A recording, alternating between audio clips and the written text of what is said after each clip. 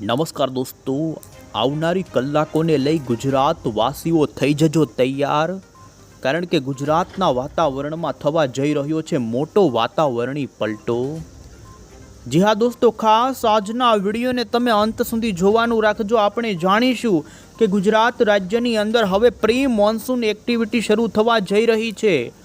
ઉનાળાના હીટ વેવના દિવસો પૂર્ણ અને હવે ગુજરાતનું વાતાવરણ વાદળા, પવન, ગાજવીજ દોસ્તો પલટાશે, કારણ કે હાલ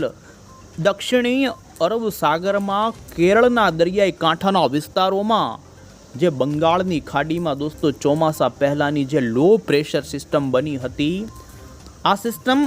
દક્ષિણી ભારતના તમિલનાડુ અને કાંઠાએ કેરળના વિસ્તારોથી કર્ણાટકને પાર કરી હાલ અહીં આ વિસ્તારોમાં અત્યારે ફરી એક અપર એર સાયક્લોનિક વરસાદી સિસ્ટમ મજબૂત થવા લાગી છે. અને અમે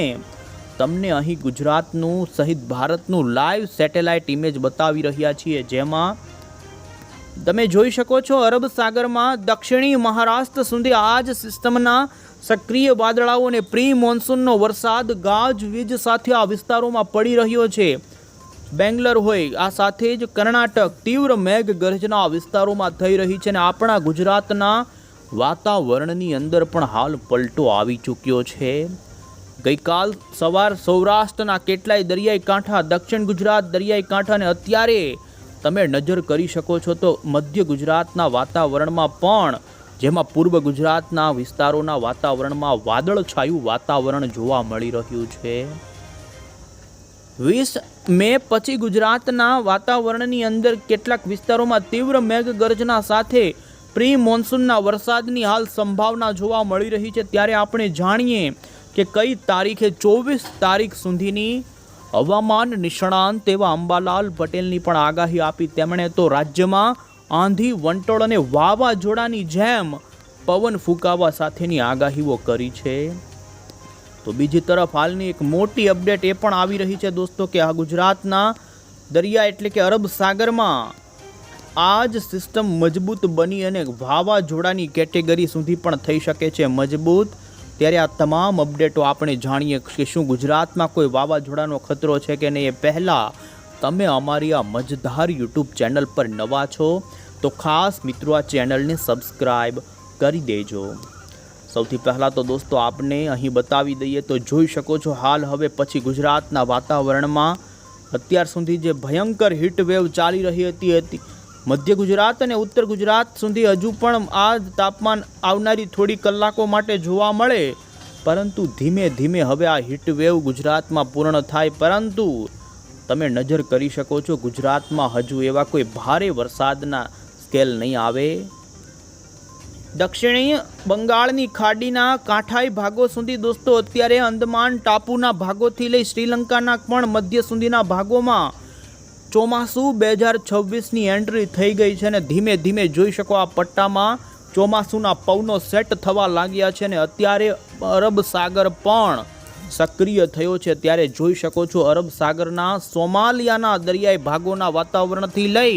અને મહારાષ્ટ્રના દક્ષિણથી લઈ આ તમામ વિસ્તારોમાં અત્યારે વાદળો આકાશમાં ગાજવીજવાળા અને વરસાદવાળા બનવા લાગ્યા છે. વાદળનો જમાવડો દક્ષિણ સૌરાષ્ટ્ર, દક્ષિણી મહારાષ્ટ્ર સુધી આવી ચૂક્યો છે. કર્ણાટકમાં પણ પ્રી મોન્સૂન એક્ટિવિટી, બેંગ્લોર આજુબાજુના વિસ્તારોમાં પણ મેઘ ગર્જના સાથે વરસાદ શરૂ થયા. એટલું જ નહીં, અહીં તમે સેટેલાઇટમાં અમે તમને અહીં લાઈવ દોસ્તો બતાવી રહ્યા છીએ પૂર્વી ભારતનો પણ ભાગ ગાજવીજમાં આવી ચૂક્યો છે. ગુજરાતમાં પણ દોસ્તો હવે પછી જાણીશું આવનારી કલાકોમાં કયા વિસ્તારોમાં પલટો આવશે. સૌરાષ્ટ્રના દરિયાઈ ભાગોની અંદર અત્યારે પવનની ઝડપ દોસ્તો 20થી લઈને 25 કિલોમીટર કરતાં પણ વધુના પવનો ફૂંકાવા લાગ્યા છે. આમ વાતાવરણ હવે ગુજરાતનું બદલાવા તરફ છે. ત્યારે આપણે જાણીએ પ્રી મોન્સૂન અંબાલાલ પટેલની આગાહી. એ પહેલાં તો અત્યારે ઇન્ડિયન મોન્સૂન ડિપાર્ટમેન્ટ તરફથી આવનારા દિવસોને લઈ જે વરસાદને લઈ આગાહીઓ કરવામાં આવે, જેની અંદર આપણા ગુજરાત માટે કોઈ મોટા વરસાદને લઈને અત્યારે સંભાવના આપવામાં નથી આવેલ, પરંતુ અરબ સાગર સક્રિય થવાના કારણે મહારાષ્ટ્રથી લઈ કર્ણાટક, કેરળ, આ સાથે જ બંગાળની ખાડીના કાંઠાએ જે આંધ્રપ્રદેશ, તમિલનાડુ, ઓડિશાથી લઈ આટલા વિસ્તારોની અંદર હવામાન વિભાગે વરસાદને લઈ જોઈ શકો છો દોસ્તો એલર્ટ આપવામાં આવેલ છે। પૂર્વોત્તર ભારતમાં પણ વરસાદની સંભાવના આપવામાં આવી છે અને અહીં તમે નજર કરી શકો છો હવે ગુજરાતમાં હીટ વેવને લઈ અત્યારે એલર્ટ હટાવી લેવામાં આવેલ છે, એટલે ગુજરાત માટે હવે પછી ગરમી ઘટવાનો અત્યારે દોસ્તો આવી રહ્યો છે। ખાસ જોઈ શકો છો અન્ય જે રાજ્યો છે કે જ્યાં હજુ પણ ગરમી બફારાને લઈ તો દક્ષિણી ભારતના રાજ્યોમાં વાદળ જવાની ચિહ્ન સ્વરે બતાવવામાં આવેલ છે, ભાગોમાં વરસાદની આગાહીઓ આપવામાં આવી છે। વધુમાં 20 મેનો પણ ભારતનો આગાહીનો નકશો જોઈ શકો છો, જેમાં આપણા ગુજરાતના પાડોશી એવા મહારાષ્ટ્રની અંદર ઘણા જ વિસ્તારોમાં તીવ્ર મેઘગર્જના સાથે 20 તારીખે આ વિસ્તારોમાં વરસાદ પ્રી મોન્સૂન એક્ટિવિટીના ભાગરૂપે પડી શકે। તમિલનાડુ, કેરળ, કર્ણાટકથી લઈ પૂર્વોત્તર ભારતમાં સંભાવના છે ને દોસ્તો અહીં અમે તમને 24 તારીખ સુધી જે આઈએમડીએ નકશાઓ રજૂ કર્યા, જેમાં આપણા ગુજરાત માટે હજુ આઈએમડીએ વરસાદનું કોઈ સિગ્નલ નથી આપ્યું, પરંતુ લોકલી વરસાદી વાદળાઓ સૌરાષ્ટ્ર અને દક્ષિણ ગુજરાતના કેટલાક છૂટાછવાયા સ્થળોની અંદર વરસાદ મેઘ ગર્જના સાથે આપે તેવું હાલ જોવા મળી રહ્યું છે। ત્યારે આપણે હવે પછી અહીં મોડલની અંદર દોસ્તો જોઈ લઈશું કે હવે ગુજરાતનું વાતાવરણ આ સાથે અરબી સમુદ્રની અંદર જે સિસ્ટમ અત્યારે બની રહી છે તેને લઈને ખાસ કરીને જોઈ શકો છો દોસ્તો ગુજરાત રાજ્યના વાતાવરણમાં અત્યારે સૌરાષ્ટ્રના અને દક્ષિણી ગુજરાતના દરિયાઈ કાંઠાના વિસ્તારોની અંદર આકાશમાં વાદળોની ગતિવિધિ જોવા મળી રહી છે। આ સાથે અહીં તમે એ પણ જોઈ શકો છો કે જે બંગાળની ખાડીમાંની વરસાદી સિસ્ટમ દક્ષિણ ભારતના કર્ણાટક, તમિલનાડુના કાંઠાઈ વિસ્તારોને પાર કરી અને જોઈ શકો છો બંગાળની ખાડીમાંથી અરબ સાગરમાં આવી એ જ સિસ્ટમ અત્યારે કર્ણાટકના કેટલાય ભાગોમાં તીવ્ર મેઘગર્જનાવાળો વરસાદ આપી રહી છે। આમ અત્યારે ગુજરાતના વાતાવરણ સુધી પણ આ સિસ્ટમના વાદળાઓ આવી શકે છે અને વહેલી સવાર દરમિયાન જોઈ શકો છો દોસ્તો ગુજરાતના સૌરાષ્ટ્રના તમામ ભાગોના વાતાવરણમાં એક પલટો નોંધાશે। તો જેમ જેમ અહીં તમે જોઈ શકો છો હવે પછી તીવ્ર થંડરસ્ટોર્મવાળા વરસાદની પણ સૌરાષ્ટ્રના કેટલાક છૂટા છવાયા સ્થળો પર મેઘગર્જનાવાળા વરસાદો પડે તેવી હાલ અહીં મોડલો માહિતી બતાવી રહ્યા છે અને એ આધારે તમે જોઈ શકો છો દોસ્તો અમરેલી, ભાવનગર, આ સાથે જ રાજકોટ, જૂનાગઢ, ગીર સોમનાથ એ લાગુ જિલ્લાના વાતાવરણમાં હવે પછી પલટાની સાથે દોસ્તો આકાશમાં વાદળો બની શકે છે। હાલ ખાસ કરીને ગુજરાતના દરિયાઈ કાંઠાથી દૂરના ભાગોમાં હજુ પણ ઉત્તરનો પવન ફૂંકાઈ રહ્યો છે, પરંતુ દરિયાઈ કાંઠાના ભાગોમાં દરિયામાંથી પવન આવવાના કારણે બપોર પછી પવનની ઝડપ દરિયાઈ કાંઠાના ભાગોમાં વધતી જોવા મળી છે અને તમે નજર કરી શકો છો 20થી લઈને 30 કિલોમીટર પ્રતિ કલાકની ઝડપના પવનો દરિયાઈ કાંઠાના ભાગોમાં દિવસના કેટલાક સમયગાળા દરમિયાન ઉડી શકે છે। આ સાથે અહીં જોઈ શકો છો અમે તમને 20 મેની ગુજરાતની આગાહી ઉપર નજર કરાવી રહ્યા છીએ, જેમાં 20 તારીખના સમયગાળા દરમિયાન પણ ગુજરાતના વાતાવરણની અંદર અરબ સાગરવાળી સિસ્ટમના કારણે વાદળાઓ આવે અને અહીં તમે જોઈ શકો છો અમરેલીના રાજુલા, આ સાથે ભાવનગરના પાલીતાણાના જે પર્વતિયાળ વિસ્તારો છે તે વિસ્તારોની અંદર છૂટા છવાયા સ્થળોમાં અત્યારે આ મોડલ ગાજવીજવાળો વરસાદ થાય તેવું દોસ્તો અત્યારે બતાવે છે।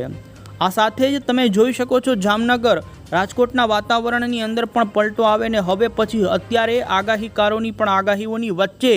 20 તારીખથી 24 તારીખની વચ્ચે રાજ્યમાં છૂટો છવાયો મેઘ ગર્જના સાથે કડાકા ભડાકા અને તેજ પવન સાથેનો વરસાદ થાય તેવું હાલ મોડલોમાં પણ જોવા મળી રહ્યું છે ને જેને લઈ તમે જોઈ શકો છો મહારાષ્ટ્રના આપણા દક્ષિણ ગુજરાત લાગુના પણ જિલ્લા જેમાં ડાંગ, તાપી, આ સાથે જ આહવા, નાસિકના વિસ્તારોના વાતાવરણમાં મેઘગર્જના સાથેના વરસાદની સંભાવના જોવા મળી રહી છે। આ સાથે અહીં અમે તમને 21 મેની પણ આગાહી બતાવી રહ્યા છીએ અને જેમાં જોઈ શકો 21 તારીખે સૌરાષ્ટ્રના અમરેલી, ગીર સોમનાથ અને ભાવનગરના કેટલાક ખૂબ જ સીમિત વિસ્તારોમાં મેઘગર્જના થાય અને અમુક સીમિત જે વિસ્તારો છે કે જ્યાં ગાજવીજ સાથેના હળવા વરસાદી ઝાપટા સ્વરૂપેનો વરસાદ પડી શકે છે।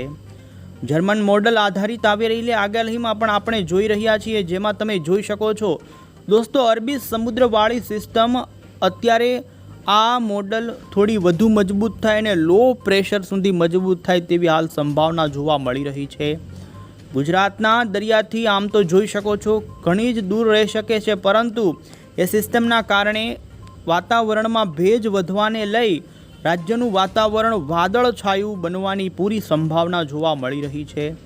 અહીં તમે જોઈ શકો છો મહારાષ્ટ્રના વાતાવરણમાં પ્રી મોન્સૂન એક્ટિવિટી આ અઠવાડિયામાં ધમાકેદાર વધે તેવી સંભાવના છે, અને તે જ લાગુ દક્ષિણ ગુજરાત અને સૌરાષ્ટ્રના વાતાવરણમાં પણ પલટાની સાથે વાદળછાયું વાતાવરણ, દરિયાઈ કાંઠાના ભાગોના અમુક અંતરના વિસ્તારોની અંદર મેઘ ગર્જના સાથે દોસ્તો છૂટો છવાયો કડાકા ભડાકા સાથેનો વરસાદ નોંધાય તેવી હાલ માહિતી મોડલોમાં જોવા મળી રહી છે. તો બીજી તરફ દોસ્તો 24મી મે પછી અરબી સમુદ્રની અંદર મોટી હલચલ થાય અને જોઈ શકો છો કોઈ સિસ્ટમ અરબ સાગરમાં વાવાઝોડાનું પણ રૂપ ધારણ કરે તેવી હાલ માહિતી સામે આવી રહી છે, અને આપણે જાણીશું કે ગુજરાત માટે આ વાવાઝોડાનો ખતરો કેટલો તોળાઈ રહ્યો છે. એ જાણતા પહેલાં આપણે હવામાન નિષ્ણાંત અંબાલાલ પટેલની અત્યારે જે આગાહી આવી રહી છે તેના પર નજર કરીશું. તો દોસ્તો જોઈ શકો છો અંબાલાલ પટેલે આગાહી કરી છે કે આવતીકાલથી ગરમીમાં ઘટાડો અને વરસાદ રાજ્યના કેટલાક ભાગોમાં ભારે પવન સાથે ખાબકી શકે છે. અંબાલાલ પટેલે બુલેટિન સાથે માહિતી આપતા જણાવ્યું કે રાજ્યનું વાતાવરણ અને હવે મિજાજ બદલી શકે છે. પ્રી મોન્સૂન એક્ટિવિટી હવે શરૂ થવા જઈ રહી છે, અને તેમની આગાહી અનુસાર હવે ભારે પવન રાજ્યમાં વધવા લાગી શકે છે.